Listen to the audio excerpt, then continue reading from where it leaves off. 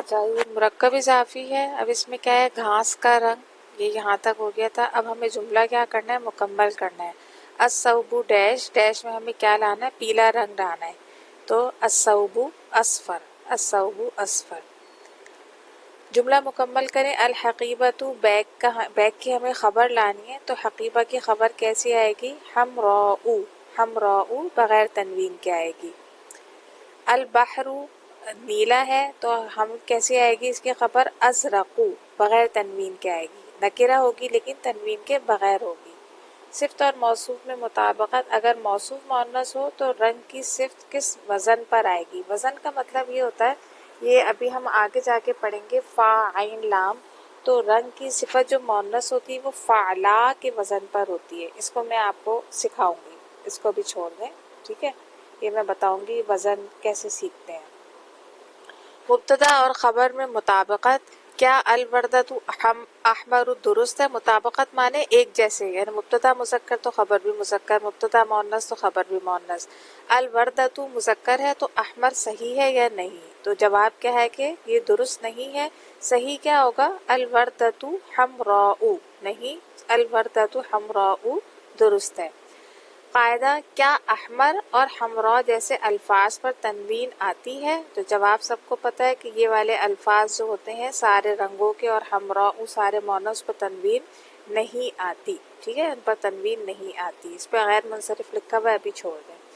مرکب اضافی میں مضاف جیسے لون کے اعراب کیا ہوتے ہیں؟ جیسے مضاف جو ہوتا ہے، ہم نے کیا پڑھا تھا؟ مضاف پر کبھی بھی ال نہیں آتا، مضاف پر کبھی بھی تنوین نہیں آتی، لیکن اس کے جو اعراب ہوتے ہیں وہ موقع محل کے اعتبار سے بدلتے رہتے ہیں. اس کی مثال ہم نے لے لی تھی قل اعوذ برب الناس. تو رب الناس لوگوں کا رب. تو یہاں پر لوگوں کا رب کیا ہے؟ یہ مضاف ہے لیکن اس سے پہلے بی آ رہا ہے تو بی کی وجہ سے رب بھی آ گیا. اسی طرح کہیں مضاف جو کیسا آتا ہے؟ پیش کے ساتھ بھی آ جاتا ہے. جیسے میں کہوں لون الستاری، تو لون مبتدا بنا، مضاف بنا، اور ستاری اور احمر میں لے آئی. کبھی کبھی مضاف زیر کے ساتھ بھی آ جاتا ہے، کبھی کبھی پیش کے ساتھ بھی آ جاتا ہے. تو اس کے لون کے اعراب کیا ہوتے ہیں؟ مضاف ہو تو کیا کہیں گے؟ اس کا جواب آپ دیکھیں کس طرح لکھیں گے.